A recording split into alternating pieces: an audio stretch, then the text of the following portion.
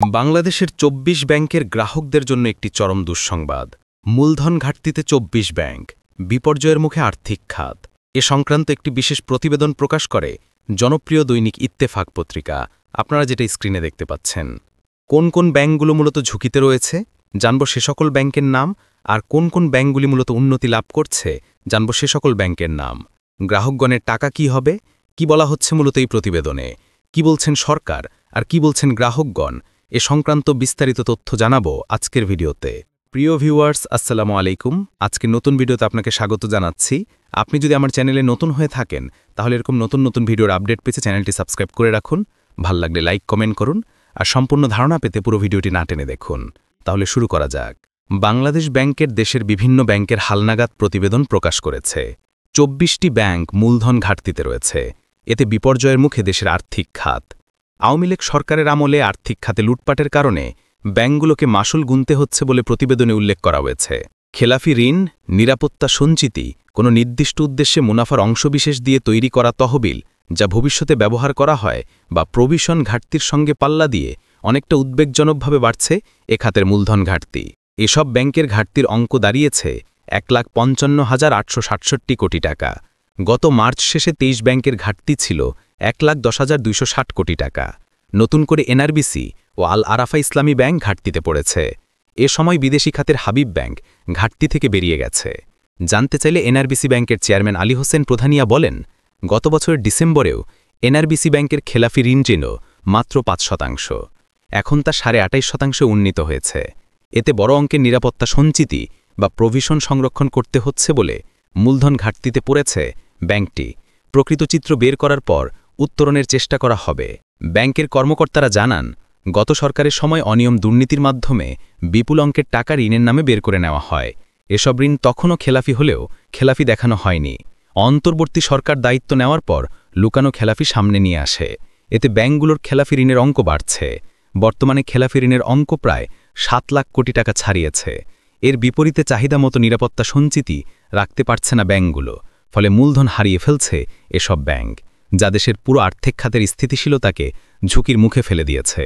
বাংলাদেশ ব্যাংকের প্রতিবেদন অনুযায়ী জুন শেষে ব্যাংক খাতে মূলধন ঝুঁকিজনিত সম্পদের অনুপাত সিএআরআর কমে দাঁড়িয়েছে ৪.৪৭%, যা আন্তর্জাতিক কাঠামো অনুযায়ী ন্যূনতম ১০% থাকা উচিত।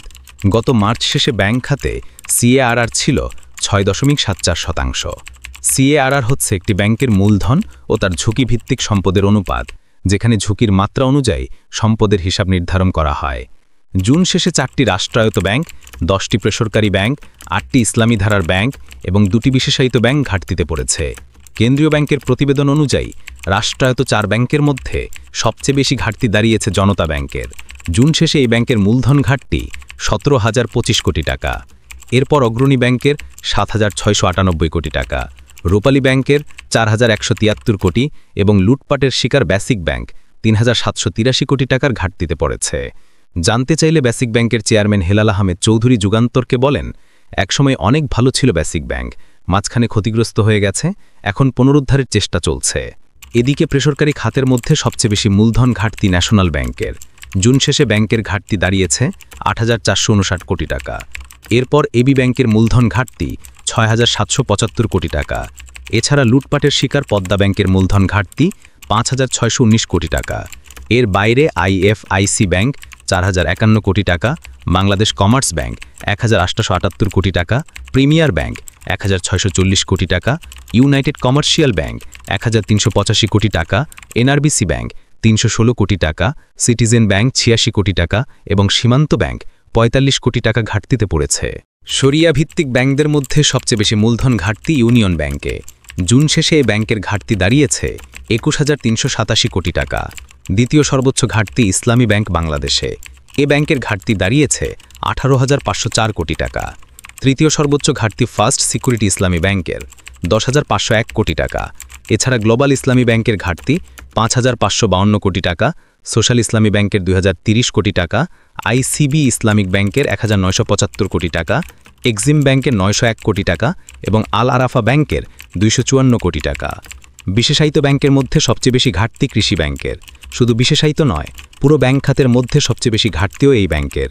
তথ্যানুযায়ী জুন শেষে কৃষি ব্যাংকের ঘাটতি দাঁড়িয়েছে ২৯,১৬১ কোটি টাকা। রাজশাহী কৃষি উন্নয়ন ব্যাংকের ঘাটতি দাঁড়িয়েছে ২,৬২০ কোটি টাকা। উপরের আলোচনার পরিপ্রেক্ষিতে আমরা সারসংক্ষেপ হিসেবে বলতে পারি, বাংলাদেশ ব্যাংকের প্রতিবেদন অনুযায়ী দেশের ২৪টি ব্যাংক ১,৫৫,৬৬৬ কোটি টাকার বিশাল মূলধন ঘাটতিতে পড়েছে, যা দেশের আর্থিক খাতকে বড় ধরনের বিপর্যয়ের মুখে ফেলেছে। এই সংকটের মূল কারণ হিসাবে খেলাফি ঋণের পরিমাণ বৃদ্ধি এবং প্রয়োজনীয় নিরাপত্তা সঞ্চিতি বা প্রভিশন রাখতে ব্যর্থ হওয়াকে দায়ী করা হয়েছে, যার জন্য পূর্ববর্তী সরকারের আমলের আর্থিক অনিয়মকে নির্দেশ করা হয়েছে। আশা করি বিষয়টি বুঝতে পেরেছেন। আর আজকের ভিডিওটি এই পর্যন্তই। আশা করি ভিডিওটি আপনাদের ভালো লেগেছে। ভিডিওটি ভালো লাগলে লাইক আর কমেন্ট করতে ভুলবেন না। দেখা হবে অন্য কোনো ভিডিওতে। সে পর্যন্ত সবাই ভালো থাকবেন। ধন্যবাদ।